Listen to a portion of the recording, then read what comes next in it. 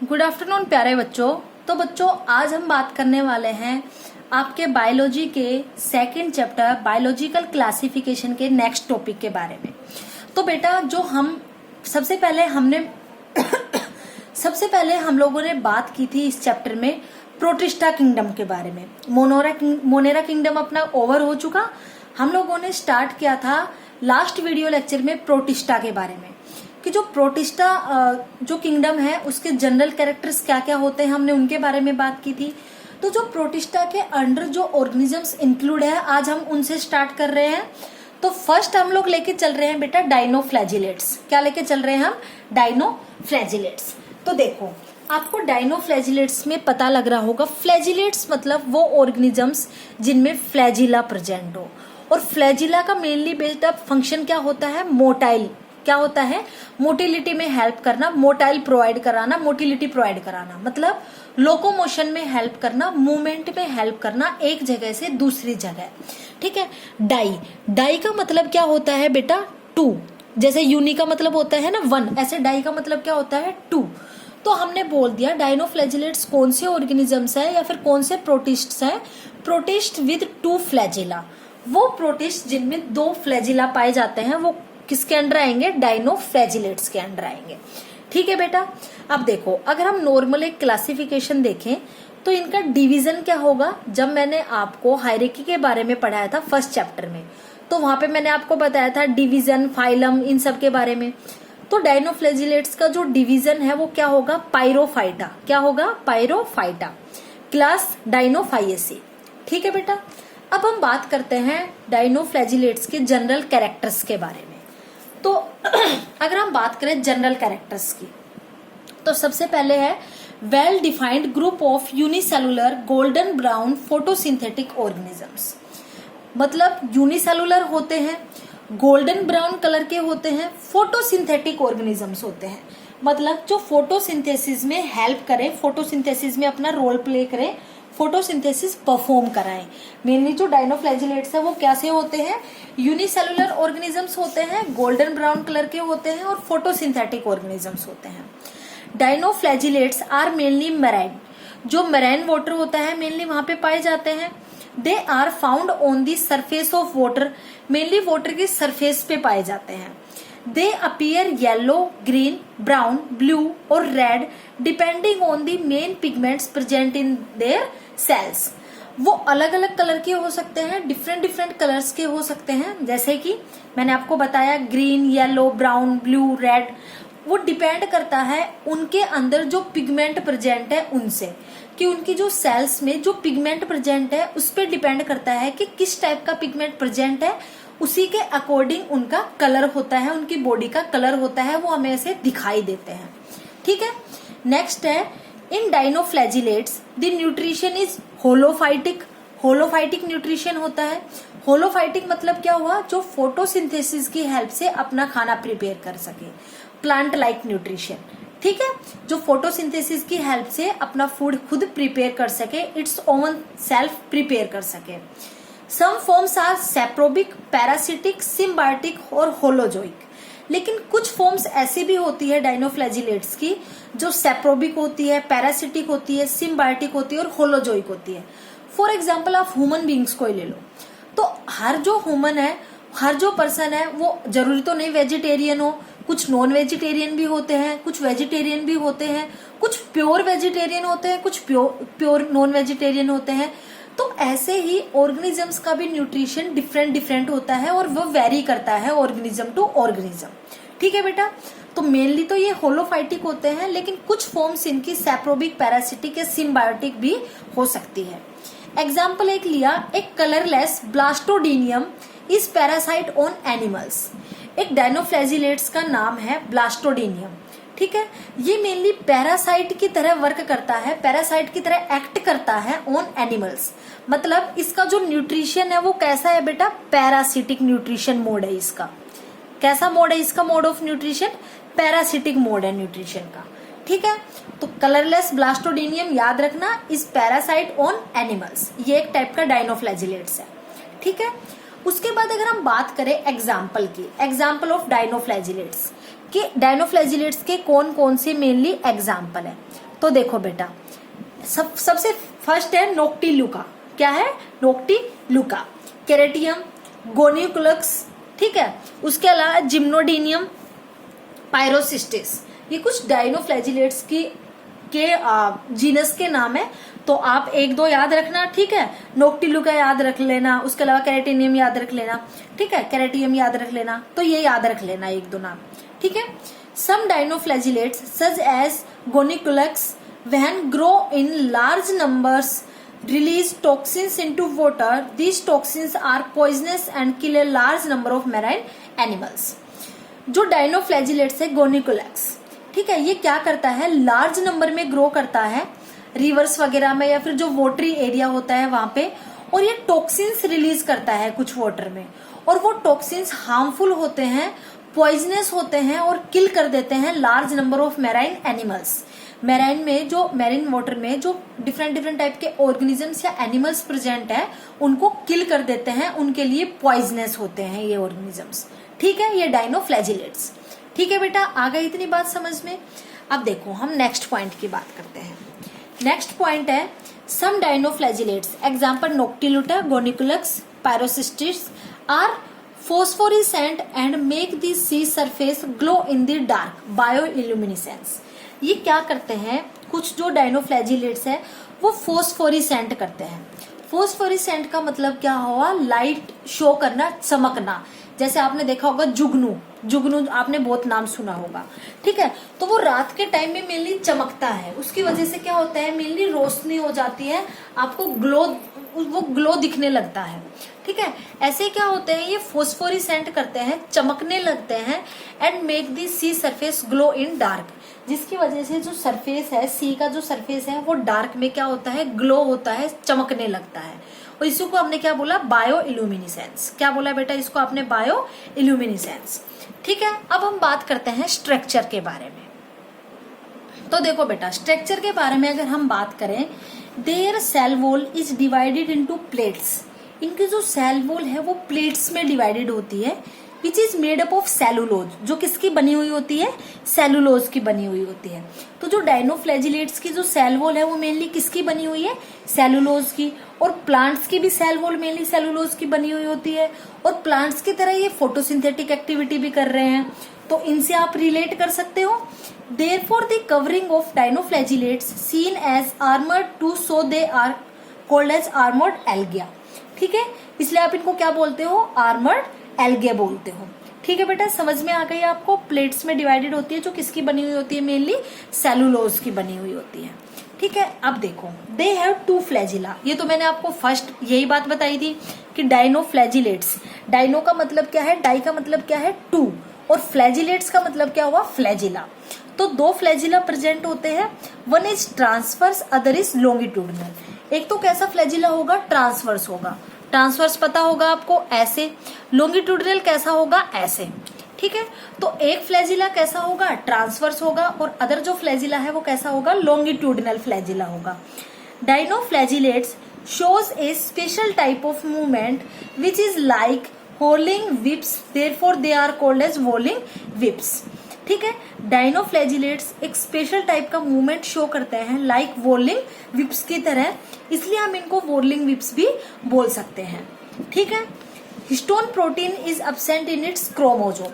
अब histone protein क्या होती है? तो जब आप बात करते हो यूकैरियोट्स की, तो यूकैरियोट्स में जब न्यूक्लियोसोम मॉडल की बात करते हो, किसकी बात करते हो बेटा? जब आप न्यूक्लियोसोम मॉडल की बात करते हो, जब आप न्यूक्लियोसोम मॉडल की बात करते हो, तो वहां पे डीएनए के सराउंड में जो प्रोटीन्स रैप करती है, किसके सराउंड में रैप करती है? डीएनए जो ऑक्टामर जो फॉर्म है, जो प्रोटीन्स है उन पे जो डीएनए रैप करता है, और जब न्यूक्लियोसोम मॉडल बनता है तो वहां पे कौन सी प्रोटीन्स हेल्प करती है? Mainly histone proteins. Histone proteins अगर आप बात करो तो मेनली पैकेजिंग ऑफ डीएनए में हेल्पफुल होती है। पैकेजिंग ऑफ डीएनए, जब डीएनए की पैकिंग होती है, ठीक है, यूकैरियोट्स में, तब मेनली हिस्टोन प्रोटीन्स क्या करती है बेटा, वर्क करती है। तब हिस्टोन प्रोटीन्स क्या करती है, वर्क करती है। तो डायनोफ्लैजिलेट्स के क्रोमोजोम में हिस्टोन प्रोटीन्स क्या रहती है, एब्सेंट रहती है। Due to this reason they are called as mesokaryotes. Histone proteins की एब्सेंस की वजह से ही हम इनको क्या बोल सकते हैं, मीजोकारियोट्स। क्या बोल सकते हैं बेटा, मीजोकारियोट्स। ठीक है, उसके आगे अगर हम बात करें, दे आर येलो ब्राउन और गोल्डन ब्राउन इन कलर। ये येलो ब्राउन भी हो सकते हैं कलर में या फिर गोल्डन ब्राउन भी हो सकते हैं। ये तो मैंने आपको पहले ही बता दिया। It depends on their pigment, जो उनकी सेल्स में पिगमेंट प्रेजेंट है उन पे डिपेंड करता है कि वो किस कलर के दिखाई देंगे। ठीक है बेटा, तो ये डिफरेंट डिफरेंट कलर के होते हैं। इसके बेसिस पे आपको पता लग गया डिफरेंट डिफरेंट पिगमेंट्स प्रेजेंट होते हैं, जिनकी वजह से ये डिफरेंट डिफरेंट कलर के आपको दिखाई देते हैं। ठीक है, और वो डिफरेंट डिफरेंट पिगमेंट्स कौन से प्रेजेंट होते हैं, chlorophyll a, chlorophyll c and xanthophylls. ठीक है, अब देखो, स्टार्च एज स्टोर्ड फूड। जैसे कि मैंने आपको बताया था कि प्लांट्स है, वहां पे जो स्टोर फूड है वो क्या हुआ, सेलुलोज हुआ। ऐसे ही फंजाई है, उनमें क्या हुआ, काइटिन हुआ। ठीक है, अगर हमारी बात करें तो क्या हुआ, ग्लूकागोन हुआ। एनिमल्स में ग्लाइकोजन हुआ। ऐसे ही मतलब अपने अंदर ग्लाइकोजन हुआ ऑर्गेनिजम्स में, ह्यूमंस में, एनिमल्स में। ऐसे ही जो डायनोफ्लैजिलेट्स हैं उनमें जो स्टोर्ड फूड है वो किस फॉर्म में होता है बेटा, स्टार्च की फॉर्म में होता है। किस फॉर्म में होता है, स्टार्च की फॉर्म में होता है। ठीक है, आई इतनी बात समझ में। उसके बाद देखो, noctiluca is known as sea ghost because it glows in night. Noctiluca को आप सी घोस्ट भी बोलते हो। ऐसा क्यों, क्योंकि ये रात के टाइम में ग्लो करता है। Dinoflagellates are also called fire algae because they appear as glowing light due to bioluminescence। ठीक है, डायनोफ्लैजिलेट्स को आप फायर एल्गी भी बोलते हो। क्यों, क्योंकि ये रात के टाइम में लाइट ग्लो करते हैं। क्या करते हैं, ग्लो करते हैं ड्यू टू बायोल्यूमिनेसेंस। ठीक है बेटा, आई इतनी बात समझ में। अब देखो, हम बात करने वाले हैं second member of protista, that is euglenoids. किसकी बात करोगे बेटा अब आप, यूग्लिनोइड्स की। तो अगर आप बात करो यूग्लिनोइड्स के डिवीजन की, तो इसका डिवीजन क्या आएगा, यूग्लिनोफाइटा। क्या आएगा बेटा, यूग्लिनोफाइटा। Previously, euglenoids were placed in plant kingdom due to their photosynthetic ability, but due to absence of cell wall and animals like nutrition, some scientists placed them in animal kingdom. But now, according to 5 kingdom classification, they are included in Protista. देखो, euglenoids में जो members होते हैं, mainly आप बात करो Euglena की। किसकी बात करते हैं बेटा, मेनली हम यूग्लिना की। आपने नाम सुना होगा यूग्लिना। ठीक है, जिसको आप स्लीपर एनिमल भी बोलते हो क्योंकि ये स्लीपर शेप का होता है। ठीक है, तो प्रीवियसली इसको सबसे पहले मेनली जो प्लेस किया गया था वो किसमें किया गया था, किसमें पुट किया गया था, प्लांट किंगडम में। क्यों, due to their photosynthetic ability. क्योंकि जो यूग्लिनोइड यूग्लिना होते हैं वो दोनों टाइप की एक्टिविटीज करते हैं, दोनों तरह की एक्टिविटीज करते हैं। प्लांट्स की तरह फोटोसिंथेटिक करके और एनिमल्स की तरह भी करते हैं। ये बात मैंने आपको पहले बता चुकी। तो उस रीजन से कि वो फोटोसिंथेटिक एबिलिटी होती है उनके पास, फोटोसिंथेसिस कर सकते हैं, इसलिए उनको पहले प्लांट किंगडम में पुट कर दिया गया था। लेकिन अब दूसरे अगर बात करें तो उनमें सेल वॉल एब्सेंट होती है। ये एनिमल का कैरेक्टरिस्टिक फीचर है। फिर इनको सेल वॉल एब्सेंट है और न्यूट्रिशन जो है वो एनिमल्स का जैसा है। ये कुछ फीचर्स मिले एनिमल्स के जैसे। फिर इनको जो साइंटिस्ट थे, अदर साइंटिस्ट, उन्होंने यूग्लिना को एनिमल किंगडम में क्लासिफाई कर दिया। लेकिन जैसे जैसे क्लासिफिकेशन होता गया, जैसे जैसे इवोल्यूशन होता गया, क्लासिफिकेशन हो गया तो अकॉर्डिंग टू 5 किंगडम क्लासिफिकेशन इसको किसमें इंक्लूड किया जाता है, किंगडम प्रोटिस्टा में। ठीक है बेटा, they are found as free living organisms in fresh water, lakes, ponds etcetera. ठीक है, ये mainly as a free living organisms पाए जाते हैं इन फ्रेश वाटर में, लेक्स में, पोन्ड्स में। But sometimes they are also found in damp soil and brackish water. लेकिन कभी कभी ये पाए जाते हैं डैम्प सोयल में एंड ब्रैकिस वाटर में। ब्रैकिस मैंने बताया था थोड़ा सोल्टी नेचर का जो वाटर होता है उसको हम क्या बोलते हैं, ब्रैकिस वाटर बोलते हैं बेटा। ठीक है, they are photosynthetic in presence of sunlight, but when deprived of sunlight they behave like heterotrophs by predating on other smaller organisms। जब सनलाइट की प्रेजेंस होती है, in the presence of sunlight ये फोटोसिंथेटिक एक्टिविटी परफॉर्म करते हैं, ठीक है, photosynthesis के थ्रू अपना खाना लेते हैं। लेकिन जब सनलाइट नहीं होती, सनलाइट एब्सेंट होती है, तो ये हिट्रोट्रोप्स की तरह एक्ट करने लग जाते हैं। मतलब ये दूसरे ऑर्गेनिजम्स पे डिपेंड हो जाते हैं अपने फूड के लिए। दूसरे जो स्मॉल स्मॉल ऑर्गेनिजम्स हैं उनको उन पे प्रीडेटिंग, मतलब उन पे डिपेंड हो जाते हैं अपने फूड के लिए। एग्जाम्पल यूग्लिना, यूग्लिनोइड्स का एग्जाम्पल हुआ जिसे मैंने आपको बताया, ठीक है बेटा। देखो उसके बाद they are unicellular, single celled होते हैं, flagellate and motile. A few forms are non flagellated. Flagella present होता है, यूनिसेलुलर ऑर्गेनिजम्स होते हैं, मोटाइल, मूव कर सकते हैं। A few forms are non flagellate, कुछ फॉर्म्स नॉन फ्लैजिलेट भी होती है, ठीक है। जब आप हायर क्लासेस में जाओगे, अगर आप आफ्टर 12th अगर आप BSc MSc करते हो सपोज, तो वहां पे आप एक प्रैक्टिकल परफॉर्म करते हो बेटा, ठीक है। तो उसमें आप क्या करते हो, मतलब एक कीचड़ विचड़ का जो पानी है वो लेते हो, एक बोतल में उसको पैक करके रखते हो 24 to 48 आवर्स तक। उसमें घास फूस जो भी गंदा मटेरियल है वो आप डाल देते हो, ठीक है। फिर जब आप 48 आवर्स बाद देखते हो तो आपको उसमें छोटे छोटे यूग्लिना नजर आते हैं। जब आप माइक्रोस्कोप के अंदर देखते हो वो मोटाइल करते हुए नजर आते हैं, ठीक है। पैरामीशियम के लिए भी ऐसा ही एक एक्सपेरिमेंट परफॉर्म किया जाता है, तो बहुत ही अच्छा होता है वो जो आप देखते हो तब उसको, ठीक है। Most common euglenoid flagellate is euglena viridis. क्या होता है बेटा, यूग्लिना विरिडिस। अब हम बात करते हैं स्ट्रक्चर की। These protists lack a definite cellulose cell wall, cell wall absent होती है, ये बात तो हमने पहले ही कर चुकी है, ये एनिमल का कैरेक्टरिस्टिक फीचर है। They are surrounded by a cell membrane which is made up of lipoprotein। Cell membrane से सराउंडेड होता है जो लिपोप्रोटीन की बनी हुई होती है। And this cell membrane is covered with pellicle. और ये जो सेल मेम्ब्रेन है ये किसकी बनी हुई मतलब किससे कवर्ड होती है बेटा, एक स्ट्रक्चर है that is name as pellicle. Pellicle से क्या होती है, कवर्ड होती है।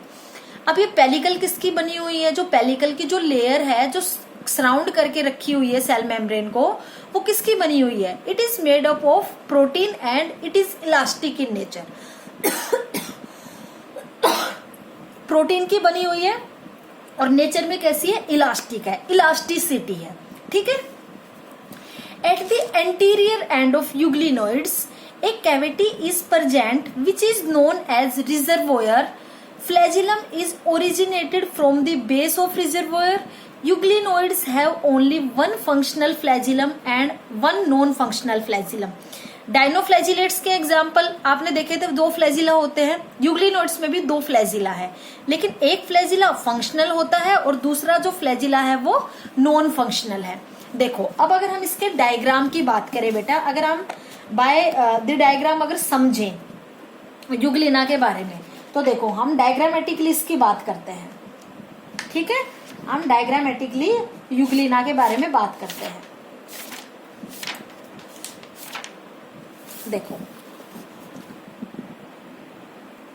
देखो बेटा ये किसका डायग्राम है, यूग्लिना का डायग्राम है। किसका डायग्राम है, यूग्लिना का डायग्राम है। देखो जैसे यहाँ पे मैं बताती हूँ आपको, ठीक है। मैंने बोला 2 फ्लैजिला प्रेजेंट होते हैं। क्या प्रेजेंट होते हैं, 2 फ्लैजिला प्रेजेंट होते हैं। आउटर जो लेयर है सेल मेम्ब्रेन जो सराउंड है वो किससे है, पेलिकल से सराउंडेड है। किससे सराउंडेड है बेटा, पेलिकल से सराउंडेड है। दिख रहा है आपको, पेलिकल से सराउंडेड है, ठीक है। उसके अलावा अगर हम बात करें तो मैंने बोला एक एंटीरियर एंड पे, this is the anterior and, this is the posterior and, ठीक है। तो एंटीरियर एंड पे एक स्ट्रक्चर प्रेजेंट है जिसको आपने, एक कैविटी प्रेजेंट है जिसको आपने बोला रिजर्वोयर। देखो ये ऐसे ये आ रहा है ना, ये जो स्ट्रक्चर आ रहा है दिख रहा है, ये क्या है, एक कैविटी है जिसको आपने क्या बोला, रिजर्वोयर बोला, ठीक है बेटा। बॉडी रिजर्वोयर फिर रिजर्वोयर बोला आपने। अब जो फ्लैजिला है वो इस रिजर्वोयर के बेस से स्टार्ट होता है। देखो इसका ये तो ऊपर का पोर्शन हो गया, ये इसका बेस हो गया इस कैविटी का। तो देखो फ्लैजिला यहाँ से ओरिजिनेट हो रहा है, दिख रहा है आपको फ्लैजिला, ठीक है। ये लिख रखा फ्लैजिलम, अगर सिंगल है तो आप फ्लैजिलम बोल देते हो, अगर 1 से ज्यादा है तो आप उसको फ्लैजिला बोल देते हो। सिर्फ फर्क किसका है, सिंगुलर का और प्लूरल का, ठीक है बेटा। समझ में आ गया आपको पेलिकल कहाँ पे है, फ्लैजिलम कैसे ओरिजिनेट हो रहा है रिजर्वोयर से, ठीक है। अब देखो उसके अलावा अगर आप बात करो नेक्स्ट पॉइंट की, ठीक है, नेक्स्ट पॉइंट की हम लोग बात करते हैं। ये हम अपने बात कर ली, दो फ्लैजिला होते हैं, एक फंक्शनल होता है, दूसरा कैसा होता है, नॉन फंक्शनल होता है। They have contractile vacuole, these contractile vacuoles help in osmoregulation. Contractile vacuoles भी प्रेजेंट होते हैं जो किस में हेल्प करते हैं, ओस्मो रेगुलेशन। ओस्मो रेगुलेशन का मतलब क्या होता है बेटा, इलेक्ट्रोलाइट्स को बैलेंस करना। ठीक है, outside the body, inside the body, inside the body electrolytes को बैलेंस करना। तो ओस्मो रेगुलेशन क्या होता है, balancing of electrolytes, balancing of electrolytes in body. Body में इलेक्ट्रोलाइट्स को मेंटेन करना, बैलेंस करना क्या कहलाता है, ओस्मो रेगुलेशन। ठीक है, euglenoids have chloroplast, euglenoids have chloroplast. Chloroplast has following pigment. Chloroplast किस में हेल्प करेगा, फोटोसिंथेसिस में हेल्प करेगा। और क्लोरोप्लास्ट में ही कुछ पिगमेंट्स प्रेजेंट होते हैं। वो कौन कौन से पिगमेंट्स हैं, chlorophyll a, chlorophyll B, xanthophyll. यही तीन पिगमेंट्स आपने डाइनोफ्लैजिलेट्स में भी पढ़े थे, तो आपको इजी रहेगा याद करने में, chlorophyll a, chlorophyll B, xanthophyll. ठीक है बेटा, अब देखो अगर हम बात करें कॉन्ट्रैक्टाइल वोक्यूल की, ठीक है, तो इस स्ट्रक्चर में देखो आपको दिख रहा होगा, ये स्ट्रक्चर रहा कॉन्ट्रैक्टाइल वोक्यूल का, ये जो बना हुआ है गोल गोल। ठीक है, तो कॉन्ट्रैक्टाइल वोक्यूल प्रेजेंट होता है जो किसमें हेल्प करता है, ओस्मो रेगुलेशन में। किसमें हेल्प करता है बेटा, ओस्मो रेगुलेशन में। इतनी बात आई आपको समझ में। अब हम नेक्स्ट बात करते हैं, अब इसके मोड ऑफ न्यूट्रिशन की बात करते हैं। तो mode of nutrition in euglenoids is holophytic और फोटो ऑटोट्रोपिक। ठीक है, होलोफाइटिक भी मोड ऑफ न्यूट्रिशन होता है, या फिर आप उसको फोटो ऑटोट्रोपिक भी बोल सकते हो। मतलब फोटोसिंथेसिस के थ्रू, फोटोसिंथेसिस या लाइट के थ्रू, फोटो का मतलब क्या होता है, लाइट के थ्रू, ऑटोट्रोपिक खुद का फूड खुद प्रिपेयर कर रहे हैं। और होलोफाइटिक का मतलब भी वही होता है। ठीक है, कि प्लांट्स की तरह या फिर फोटोसिंथेसिस की हेल्प से अपना फूड प्रिपेयर करना। तो यूग्लिनोइड्स में एक तो ये मोड ऑफ न्यूट्रिशन होता है। सम फॉर्म्स आर सैप्रोबिक, कुछ फॉर्म्स सैप्रोबिक और होलोजोइक भी होती है। If few euglenoids are parasitic, कुछ यूग्लिनोइड्स पैरासिटिक भी होते हैं। एज ए पैरासाइट दूसरे लिविंग ऑर्गेनिजम्स पे फीड करते हैं। ठीक है, तो डिफरेंट डिफरेंट टाइप के क्या हो गए, मोड ऑफ न्यूट्रिशन हो गए। तो इसलिए हम बोल सकते हैं this type of nutrition is mixotrophic nutrition. ठीक है, काफी टाइप के न्यूट्रिशन हो गए एक साथ एक ऑर्गेनिज्म में पाए जा रहे हैं। ठीक है, डिफरेंट डिफरेंट कंडीशंस पे बेस है कि जो कंडीशन मिली, सनलाइट मिली तो फोटोऑटोट्रोपिक या होलोफाइटिक न्यूट्रिशन कर लिया। ठीक है, डेड ऑर्गेनिक मैटर मिला, फोटोसिंथेसिस मतलब सनलाइट नहीं मिल रही, तो फिर आप होलोजोइक न्यूट्रिशन कर लो। अगर आपको होस्ट मिल गया या फिर अदर जो दो कंडीशंस है, फोटोसिंथेसिस के लिए सनलाइट और होलोजोइक के लिए डेड ऑर्गेनिक मैटर, अगर वो नहीं मिला तो पैरासिटिक मोड पे मूव कर जाते हैं। तो ये कैसे होते हैं, मिक्सोट्रोपिक होते हैं। Example Euglena. ठीक है, अब हम बात करते हैं स्टोर्ड फूड। जैसे कि डाइनोफ्लैजिलेट्स में जो स्टोर्ड फूड था वो किस फॉर्म में था, स्टार्च की फॉर्म में था। ऐसे यूग्लिनोइड्स में जो स्टोर्ड फूड है वो किस फॉर्म में होता है बेटा, पैरामाइलम। किस फॉर्म में होता है, पैरामाइलम एंड फैट, पैरामाइलम एंड फैट। पैरामाइलम क्या है, it is the product of photosynthesis. जब यूग्लिना फोटोसिंथेसिस परफॉर्म करता है तब जो प्रोडक्ट्स बनते हैं उसमें एक प्रोडक्ट बनता है दैट नेम इज पैरामाइलम। ठीक है, जिसको वो स्टोर्ड फॉर्म में अपने फूड के तरीके से अपने बॉडी में स्टोर करके रखता है। ठीक है, अब उसके बाद हम बात करें रिप्रोडक्शन की। तो रिप्रोडक्शन जो मेनली यूग्लिना में है वो एसेक्सुअल रिप्रोडक्शन होता है। सेक्सुअल रिप्रोडक्शन यूग्लिनाज में अब्सेंट होता है, मेनली ऑब्जर्व नहीं होता। ठीक है, और अब एसेक्सुअल रिप्रोडक्शन भी कैसे होगा, asexual reproduction by longitudinal binary fission. Longitudinal binary fission के द्वारा क्या होता है, एसेक्सुअल रिप्रोडक्शन होता है। बाइनरी फिजन अब तक आपने देखा है, एक सेल है वो दो सेल में क्या हो जाती है, डिवाइड हो जाती है। ठीक है, अब ये जो सेल है ये अगर ऐसे अगर डिवाइड होगी तो उसको क्या बोलोगे बेटा आप, लॉन्गिट्यूडिनली डिवाइड हो गई। कैसे हो गई, लॉन्गिट्यूडिनली डिवाइड हो गई। लेकिन अगर एक सेल अगर ऐसे डिवाइड कर गई, ऐसे फिजन कर गई, बाइनरी फिजन कर गई, तो आप इसको क्या बोलेंगे, ट्रांसवर्स बाइनरी फिजन। तो एसेक्सुअल मोड में कैसा मोड होता है, लॉन्गिट्यूडिनल बाइनरी फिजन। ठीक है, sexual reproduction has not been observed in euglenoids. Sexual reproduction देखने को नहीं मिलता यूग्लिनाज में या यूग्लिनोइड्स में, ठीक है। तो जैसे हमने बात की पैरामाइलम की, ठीक है, स्टोर्ड फूड के रूप में जो पैरामाइलम रहता है उसकी अगर हमने बात की तो देखो बेटा, आप अगर स्ट्रक्चर में बात करो तो देखो स्ट्रक्चर में ये रहा पैरामाइलम बॉडीज, जो प्रोडक्ट है फोटोसिंथेसिस के, जब फोटोसिंथेसिस प्रोसेस होता है यूग्लिना में तब मेनली इनका क्या होता है, फॉर्मेशन होता है। तो आई बात बेटा समझ में आपको। तो आप इस स्ट्रक्चर के बेसिस पे भी कुछ पॉइंट्स लिख सकते हो, जैसे एंटीरियर एंड पे साइटोस्टोम प्रेजेंट है, ठीक है, ये रहा एंटीरियर एंड पे साइटोस्टोम प्रेजेंट है, एक माउथ लाइक स्ट्रक्चर है जिसको आपने साइटोस्टोम बोला, ठीक है। ये आप कुछ कुछ पॉइंट्स अपने उससे भी लिख सकते हो on the basis of this diagram, ठीक है बेटा। तो आज के लिए प्यारे बच्चों इतना ही, इससे आगे हम बात करेंगे नेक्स्ट वीडियो लेक्चर में। थैंक यू प्यारे बच्चों।